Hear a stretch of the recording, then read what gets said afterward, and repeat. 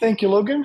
Good evening, everyone. Thank you for joining us this evening and your interest in learning more about the Case Western Reserve University Master of Science in Anesthesia program. So, to start things off, let's talk a little bit about what is a certified anesthesiologist assistant. We are advanced practice professionals, extensive training, master's degree prepared. We work alongside physician anesthesiologists. We are involved with creating and implementing the anesthesia care plan. We care for patients in the perioperative stage through surgery and get them safely into the postoperative recovery phase, whether that is the PACU or the ICU. We are certified by the National Commission for Certification of Anesthesiologist Assistants, the NCCAA. And the NCCAA works in collaboration with PSI to establish and co-validate our certification exam and then our continuing demonstration of qualities exam as well.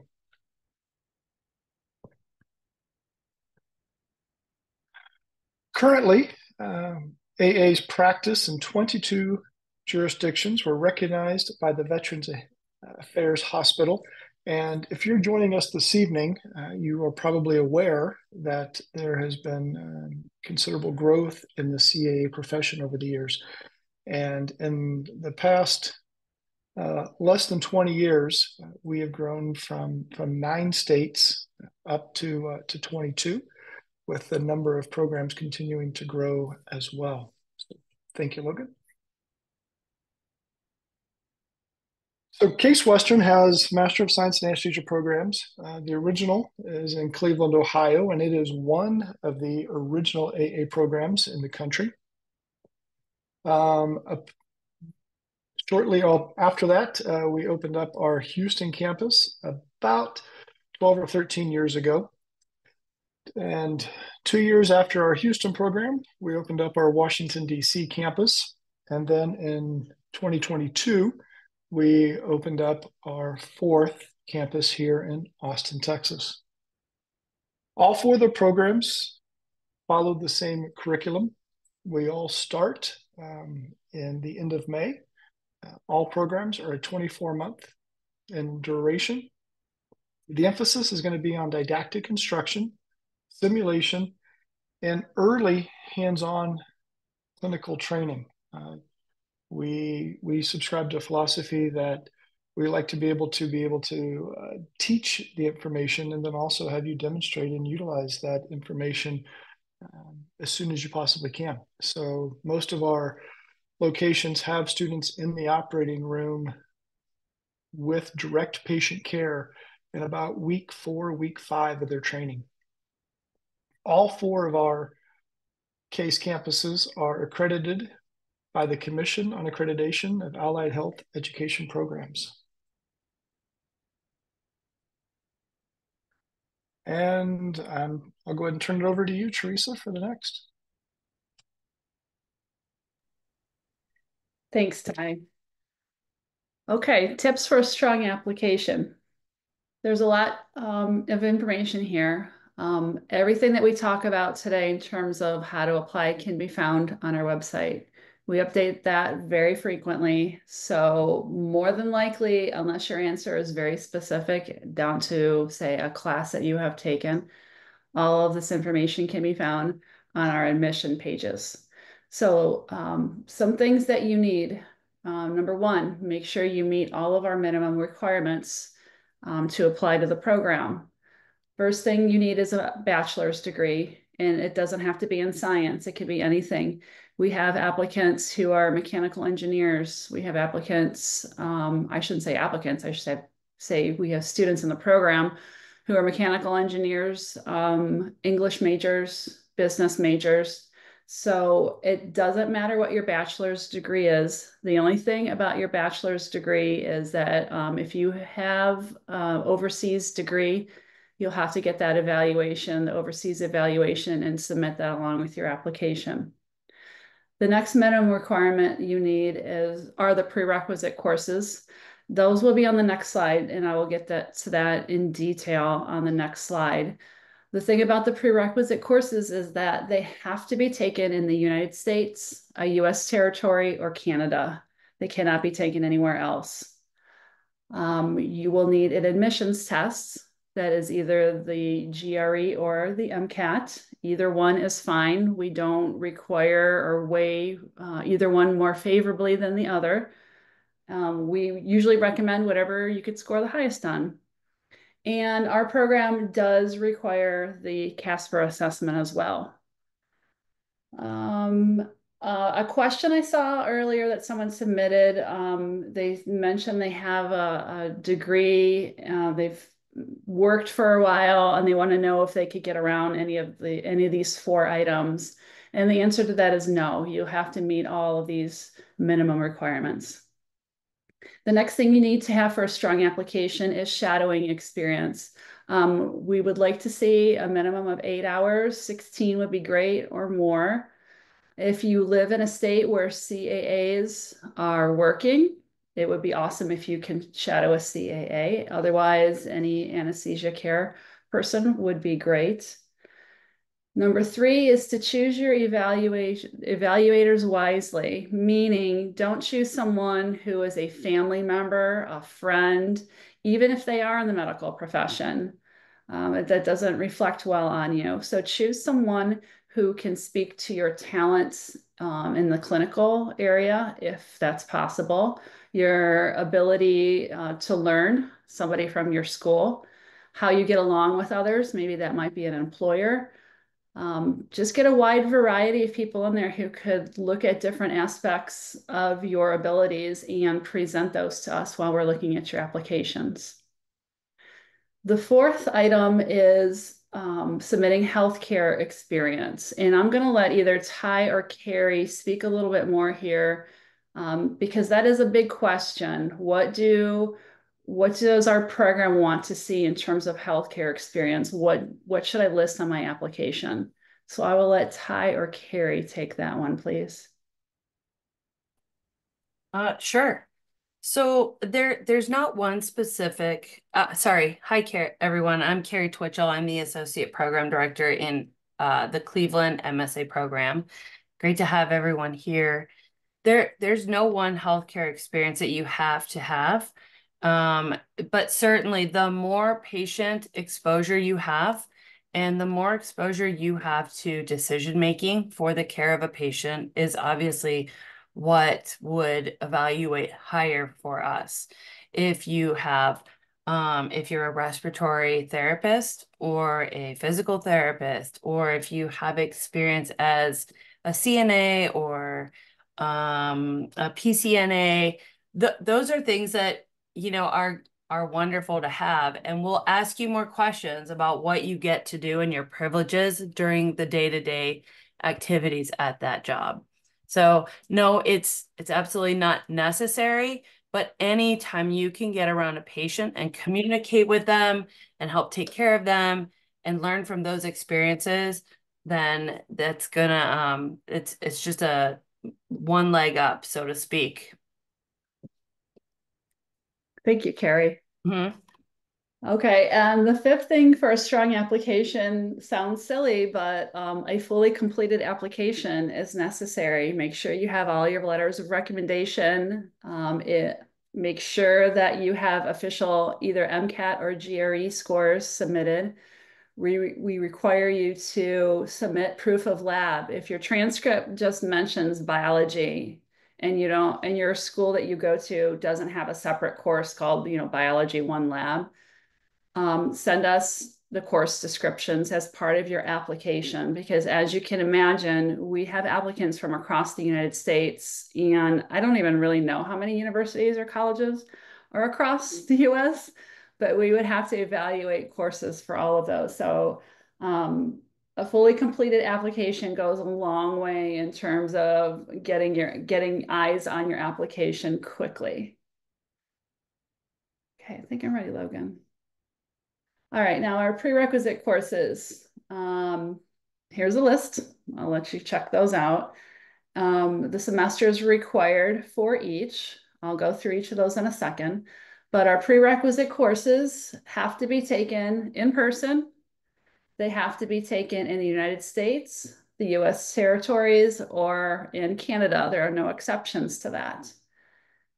We do have time limits on our prerequisite courses. We have a 5-year time limit on our 3 key prerequisites. And our 3 key prerequisites are human anatomy with lab, human physiology, and biochemistry. All of the other prerequisite courses have a time limit of 7 years.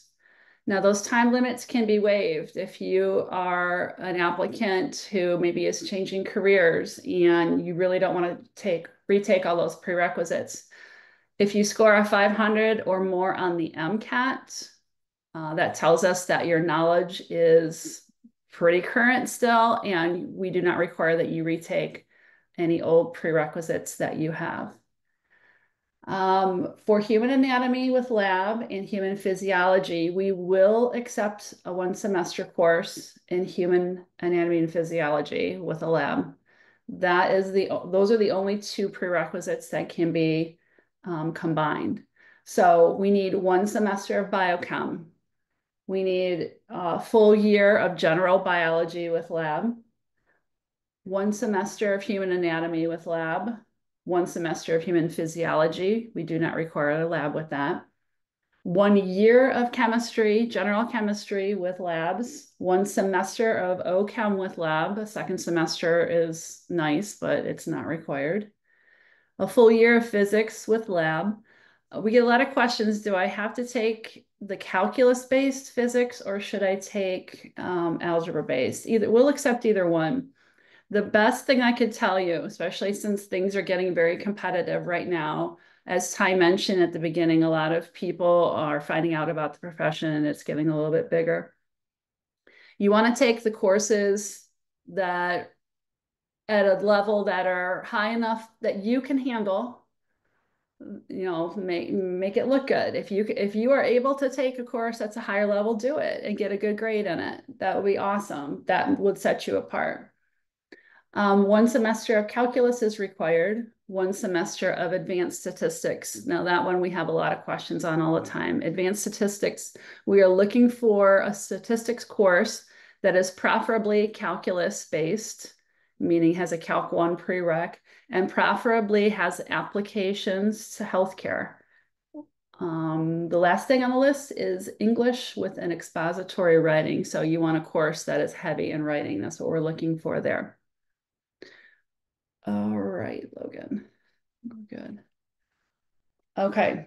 I'm going to talk about the MCAT and the GRE in a minute, but this is our application timeline right now. So our current cycle for the class that is going to start the day after Memorial Day in May 2025, our application cycle opened in March. So we've been getting applications since March. We started interviewing beginning of the month. We have some that are virtual this year, and we have some that are in person this year.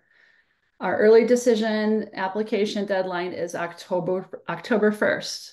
Someone asked as one of the questions ahead of time, should I apply by October 1st or, will that be beneficial to me? And the answer is yes. You're going to get first preference. We're going to look at all those applicants first if you are able to apply by the October 1st deadline.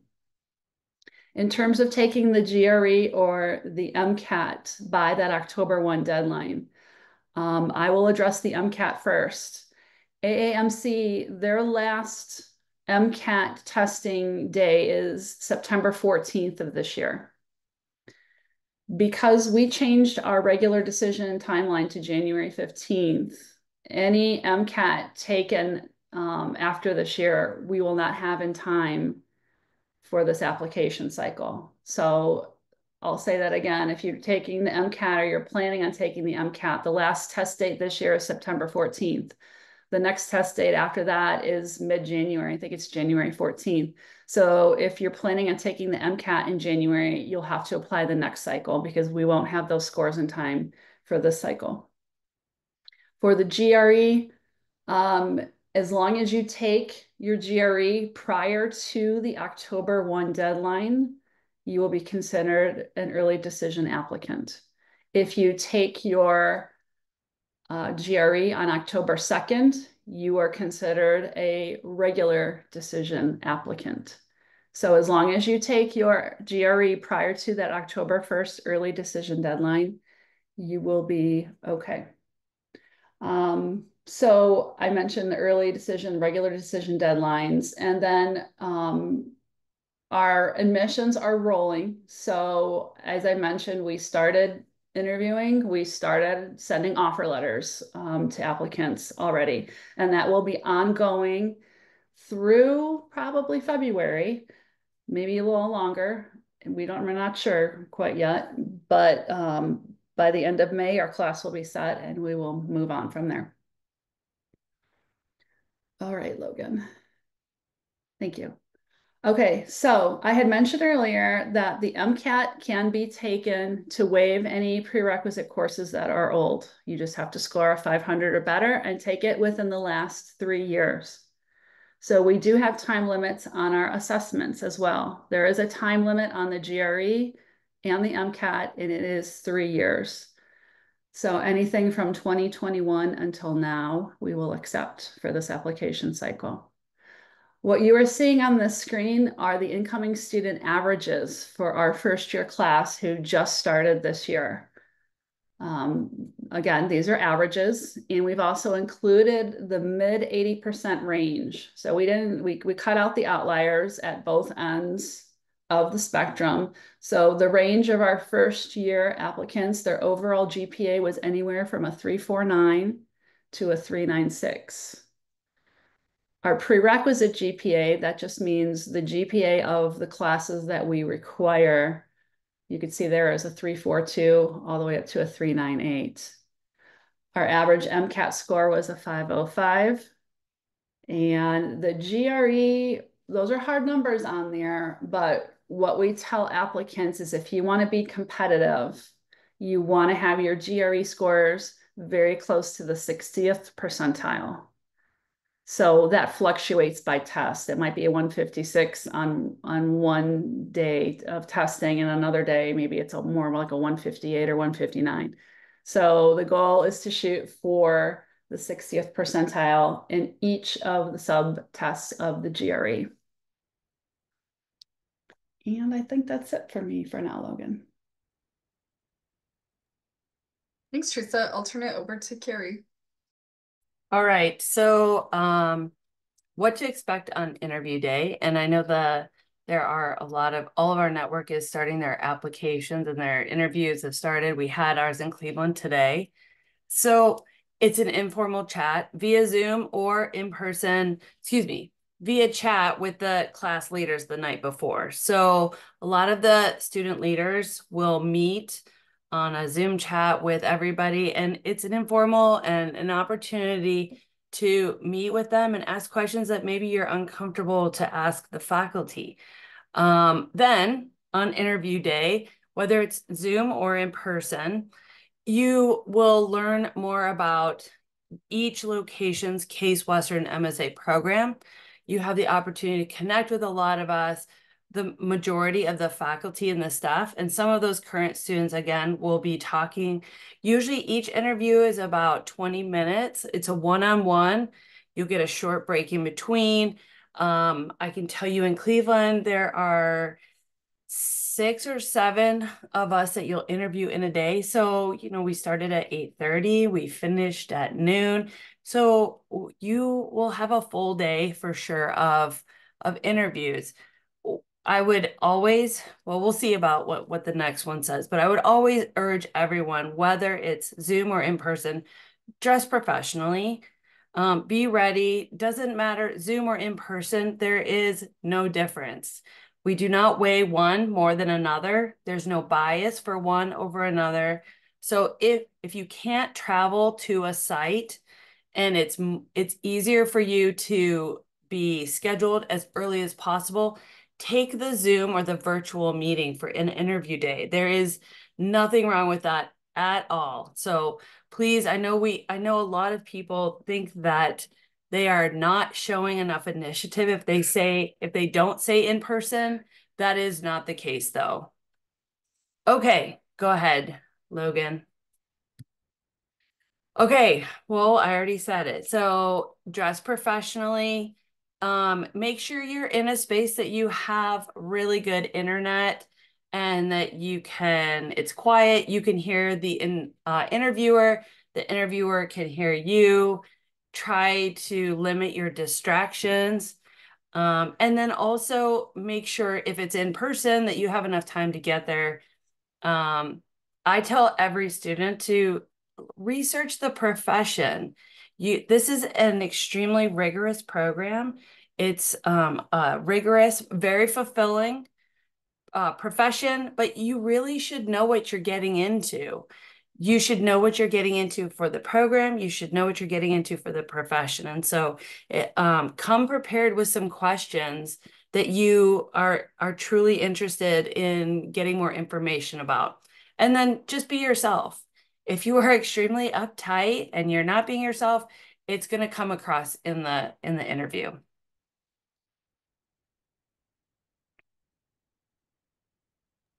Awesome.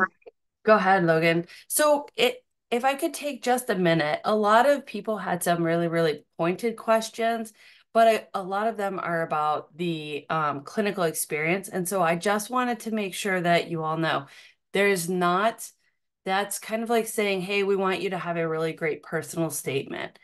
Yes, everybody should have a very personal and pointed statement on why they want to do this.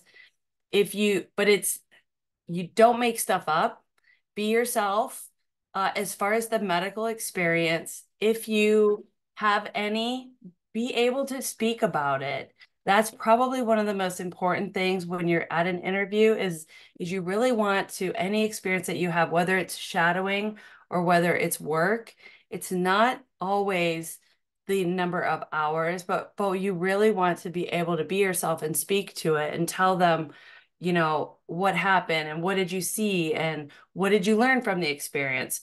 So it's somebody asked if 9 months as a CNA was enough experience, but it's really that it's not a qualitative thing like that. So there's no minimum. Just be able to illustrate to us exactly your level and the commitment to patient care. That's all I had, Logan. Thank you. Perfect. Thank you. So if there's any remaining questions, please use the Q&A feature to ask those questions. I'll start with a few pre-submitted questions to start us off, and I'll go ahead and stick with Carrie. We do have some questions about the personal statement. Can you provide some guidance on what exactly you're looking for in the personal statement? Sure. First, I would say make sure that you always get the title correct. Make sure that you recognize the audience that you're speaking to. So the people who are, you're talking, it's a personal statement. So it should be personal to you. You should be able to kind of convey the message that why do you want to do this? And like I said earlier, it's personal to you. It's a story. Be just as honest as you can be and make sure that you have good punctuation. I mean, all of the typical for any kind of an interview or application, you really want to make sure that you're putting your best foot forward in this. So it seems crazy, but try not to submit it with a bunch of grammar mistakes and things like that. And then again, make sure that, there's an element of patient care and why are you doing a very intense program like this if you aren't able to speak to something on that notion. So be yourself, let it go through, and then get your message across. Those are the important things on a personal statement. Thanks. I'll turn it over to Ty. Are there any common characteristics that you notice about AA students? Great question. Thank you. Yes, there is across the board. To kind of, and this is going to dovetail with what Carrie was saying as well. There's not going to be any one thing that will get you in to the case MSA program. It's not going to be, I have so much shadowing time, so I'm going to get in, or I have a perfect GPA, so I'm going to get in. That's false. What we're looking for is well-rounded individuals. And it's not just about having a great GPA. It's not just about having the most shadowing hours or the most patient care hours coming into it. But really what we're looking for is individuals that can work within the anesthesia care team, that can be team players, that they can be leaders, that they can follow directions. They are sharp, smart, able to make decisions, but also able to understand the limits of their knowledge and to be able to ask. So we're looking for different backgrounds. And for those of us that are involved in the admission side of things, it can be a little bit challenging. All of these are different areas that we're looking at. But in the end, what we're looking for is someone that has all of these traits or as many of them as possible. Each one of the campus are putting together their own team, if you will, of students. And they're going to be bringing people from different backgrounds, different environments, and bringing them together to work, learn, study, live, train together. And we're trying to make that decision on about 20 minutes of time with you. So it is a bit challenging. And as Carrie said, we need you to be yourself, be honest, be upfront. And so when I'm looking at those, what I want is a student that can, an applicant that can show me some depth. And I don't, I'm not overly worried about what that is. Whether it's in our conversations for the interview or whether it's in your personal statement, whether it's in reflections that you're sharing with me. If you want to talk about beekeeping, talk about beekeeping. But don't tell me I think bees are cool and that's it. I want to know why.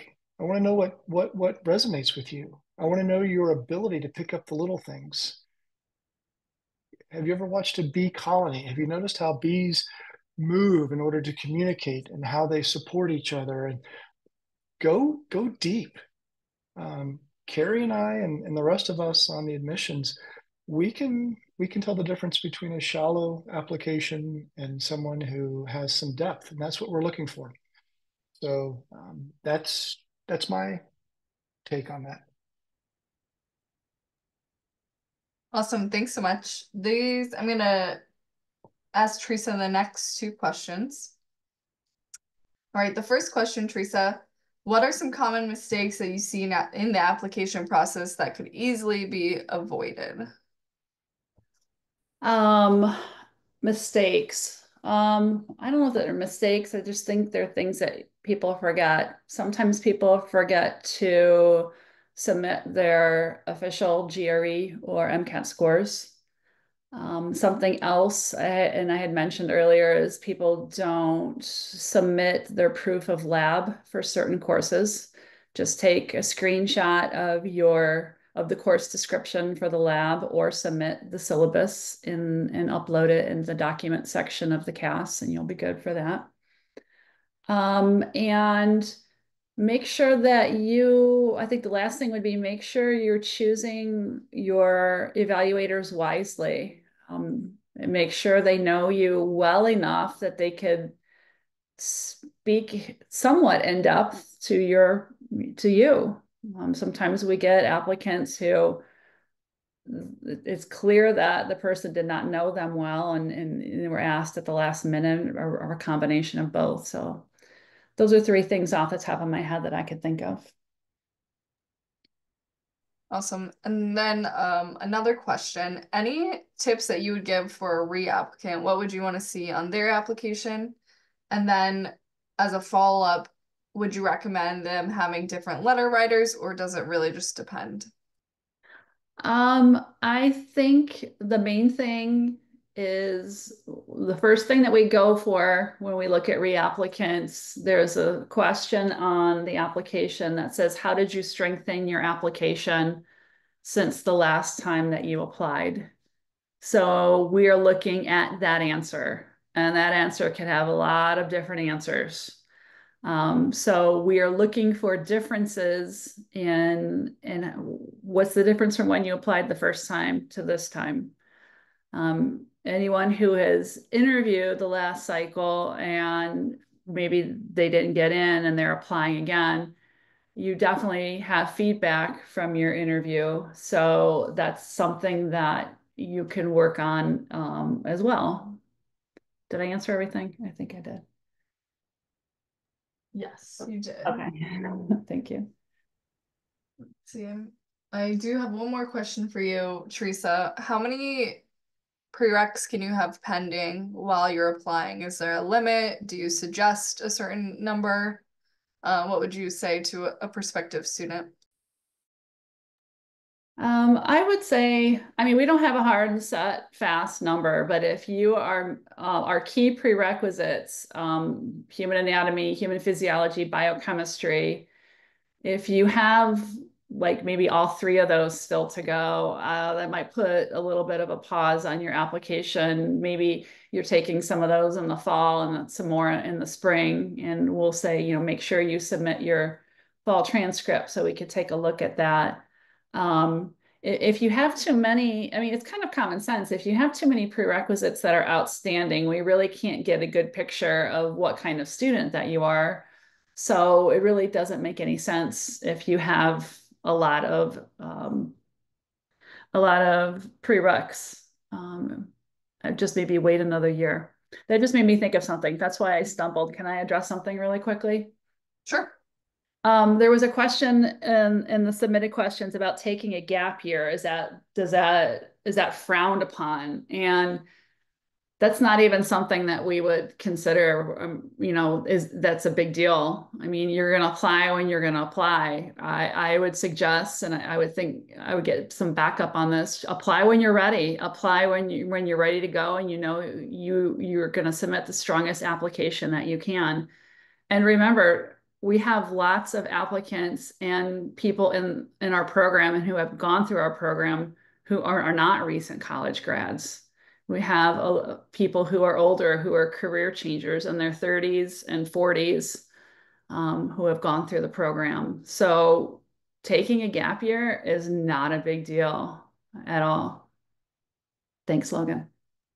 Awesome, thank you. I'll turn this next question over to Carrie. When it comes to interview day, are there certain questions that prospective students should Google? Should it be, how can they best prepare themselves to answer the questions that will be asked in the interview? That's a good question. So let me just be very blunt. There's no trick questions. I think everyone is genuinely interested in getting to know you. And all the applicants. And really, this is just an opportunity to see if you're a good fit and and honestly, if we're a good fit for you. So I think be able to, I tell students, one, kind of be able to encapsulate your journey a little bit, like, hey, well, what brings you here today? Tell me a little bit about yourself. So I encourage you to practice that stuff. It sounds crazy to sit and talk about yourself and your journey to here, but really, if you're going to ramble for 20 minutes just on that, you're not going to allow a lot of interaction then on any other front. So learn how to be concise, but very sincere, and add that depth that Ty was discussing earlier. I think the other thing is, oh man, I lost my train of thought because I was all excited about I had a good question. I think be able to speak about your experience, whether that is clinical experience, whether that is experience in your classes, whether it's volunteer work or research, but you guys are all very interesting already. Be able to speak about it and be engaging. And I mean that by just saying, even if you are not a people person, you're going to have to learn how to be, because you're taking care of patients and you're working in a team. So part of learning how to interview is learning how to convey all of those things in real time to the people that are going to be teaching you. And so they need to know that you're not just really, really smart, but you can absolutely present yourself in a professional manner. And those are the things, those are the questions that you should be able to ask, is about yourself. Why do you want to do this? Why are you here? And then make sure that the things that are on your application, you can speak to all of those. If you mention certain volunteer or job things, be able to speak about it. Those are probably the most common things that people are going to ask you about. Hope that helps. Perfect, thank you. I'll turn this next question over to Ty.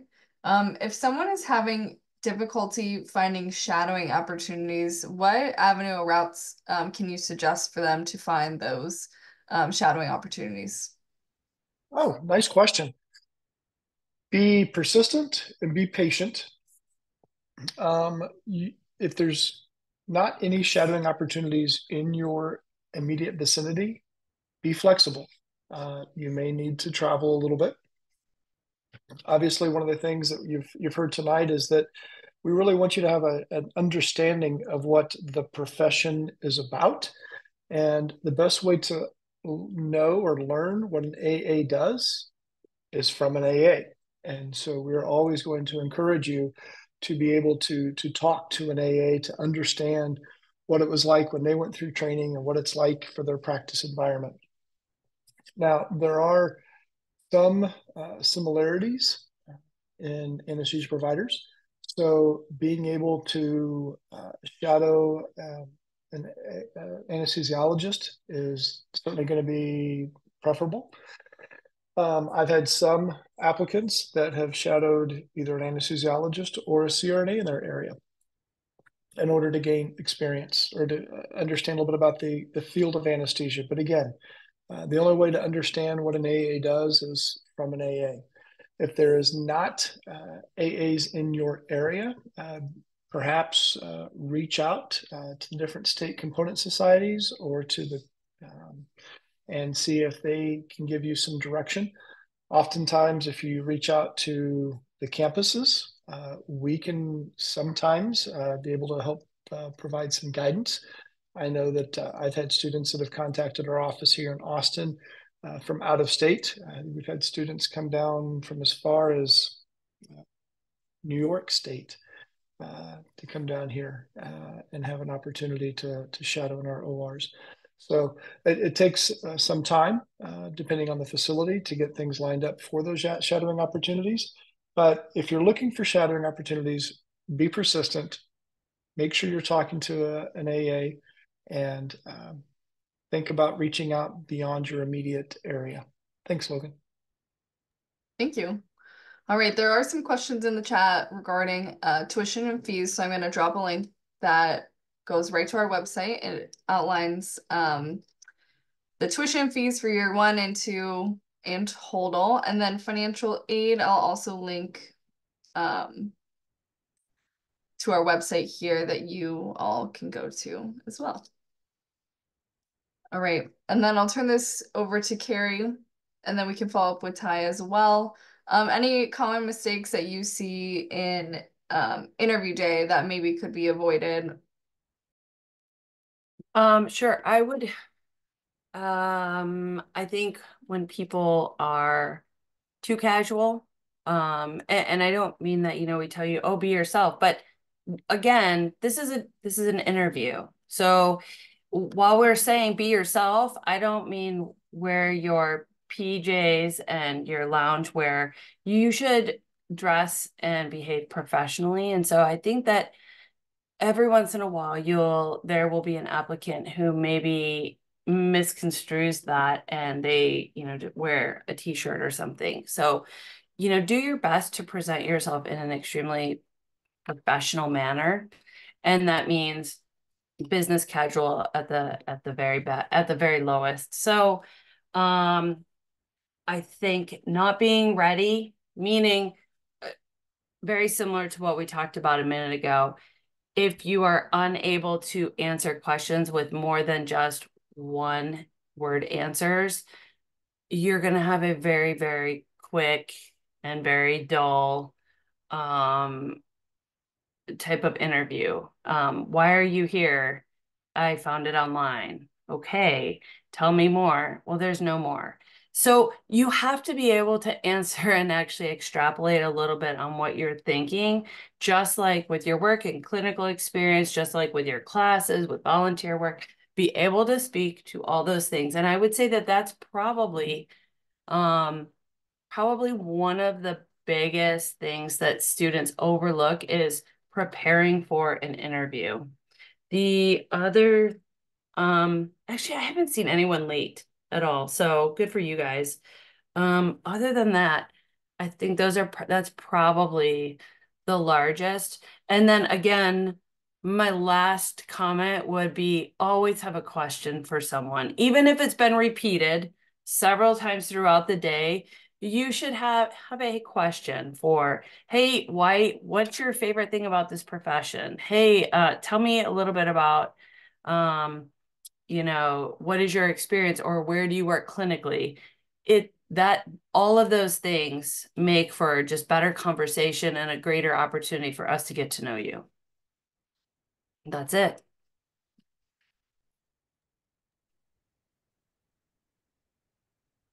Thank you. Ty, anything to add? Yeah, boy, it's challenging to be able to follow up on Carrie, but I will try and come up with a few things here. When we're talking about the interview, and I love it. I love it that you collectively as a group here are putting an awful lot of thought into what this is going to look like in the process moving forward. You are out here today getting information to try and make the best decision you can for your future. And if that comes down to an interview, congratulations, you're one step further and closer to that.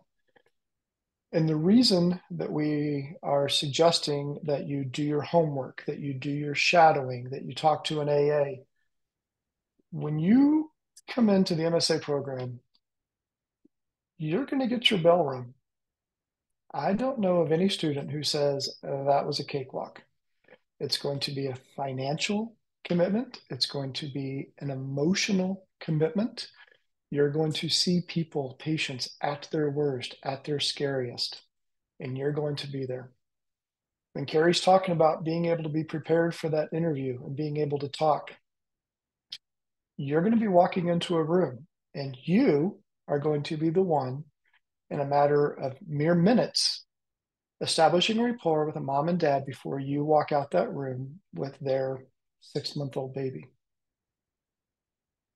You need to be able to do that. We will help train you to do that, but we need you to come into the program with some skills.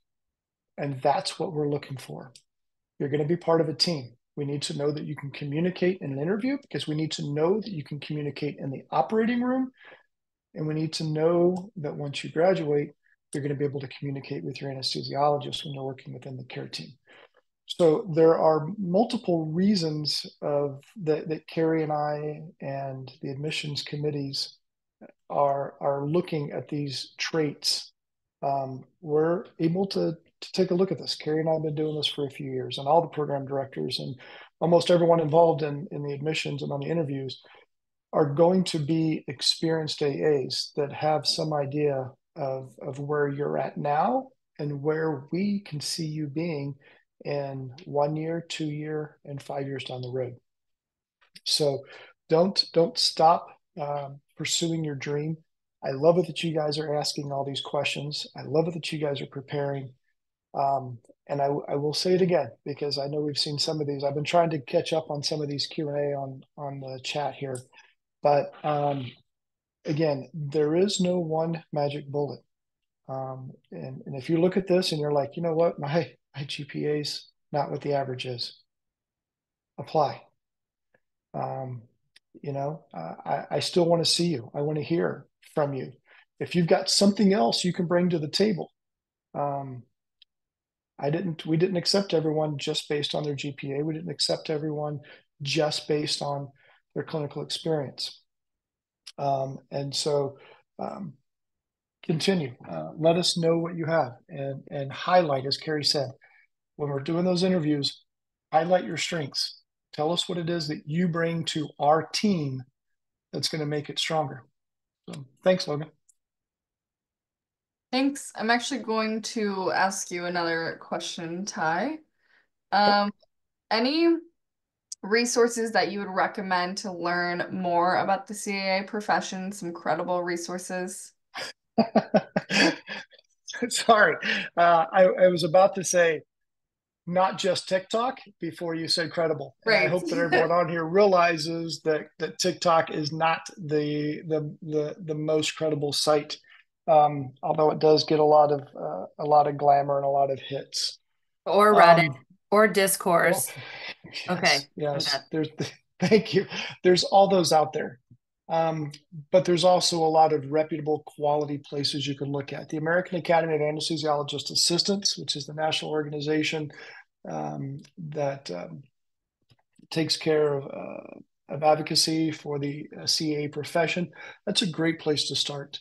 Dive into the American Society of Anesthesiologists. Look at their website, ASA-HQ, and do a search on anesthesiologist assistants, certified anesthesiologist assistants, and you will learn more about how AAs work within the care team and the way we function, and a little bit more about our history, if you will, and how we are united across the country. So, and you can always reach out to individual AAs. I will always advocate for that. If you want to learn what being an AA is all about, go talk to an AA. Thanks, Logan. Yeah, thank you. And Carrie, anything else to add to that, or Ty covered it? No, I think Ty did a great job. Also, Ty, did you mention the state academies? No, but thank you. So I would encourage everyone in the states, from that map, you could see in a lot of the states that have pretty established practice, you can look and see if there are some people that would be willing to not just allow you to shadow, but maybe just speak with them about the practice in that state. Especially if you want to train somewhere and then go back and practice in that community, it's probably a really good idea to get a lay of the land and an idea. Some of those people are extremely knowledgeable, and whether they train students or not, they definitely know what's going on in that area. You might be very, very surprised, good or bad. Either way, I'm not sure. But I think they're just another way for you to have access to another group that would be an avenue for information on the profession. So state academies, and again, a lot of them, like in Ohio, it's the Ohio Academy of Anesthesiologist Assistants or the OAAA. So you can look at the different sites and just do a Google search on that. So Thank you. What? Yeah. I'm trying to be mindful of our time here as well, Logan. There's a couple other comments that I see coming through here, and I know we've kind of touched on a little bit, and one that I was just able to respond to. People wondering about the gap years and about taking time off and about age, and transitioning back. And you and Teresa did a great job talking about it earlier, in that we're not looking for everyone to be the same. We're not looking for a class of nothing but biology majors with 4.0 GPAs where everyone was a CNA. We're looking for diversity and what they can bring to the team. And I can say that in every one of my classes here in Austin, there's been one, two, or three individuals that do that. I had one that that spent a number of years and was unsuccessful in college, and really, pursued other interests and showed grit and determination and went back to school. And so, yeah, their GPA didn't look great, but I saw effort and I saw determination, and that's what I wanted to bring into our class. I've got another applicant. I got another student who had completed his CPA training and actually worked for an accounting firm for a number of years. and then decided that's not what I want to do for life, for a living, and took the prereqs because obviously they were very different. And we had some long, frank conversations about what graduate school in a health science profession was going to look like to an accountant major. But again, this individual had grit and determination, and they did the research. And so when I brought my concerns to the table, they brought answers to my concerns because they were informed and they were educated. I have another one that's a finance major that's in our program right now. It brings something different to the table. So regardless of what your background is, regardless of what your age is, you're here tonight and you're getting the information necessary because this is something about the AA profession has spoken to you.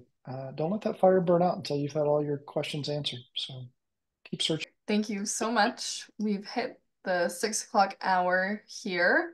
I'm gonna quickly put up our contact information. So you have it here. I'll also drop it in the chat.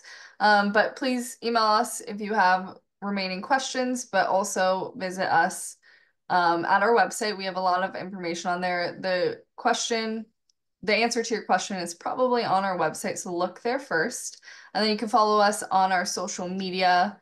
Our handle is CWRU MSA Program. You can keep up with all our upcoming webinars and our current students. So I'll go ahead and stop sharing my screen and I'll drop contact information in the chat. That leads to contact for our admissions page as our admissions team, as well as individual sites. So if you have questions for individual sites, their phone number and email is on there as well. But thanks again, everyone, for tuning in. A recording will be sent out in about 24 hours. Thanks.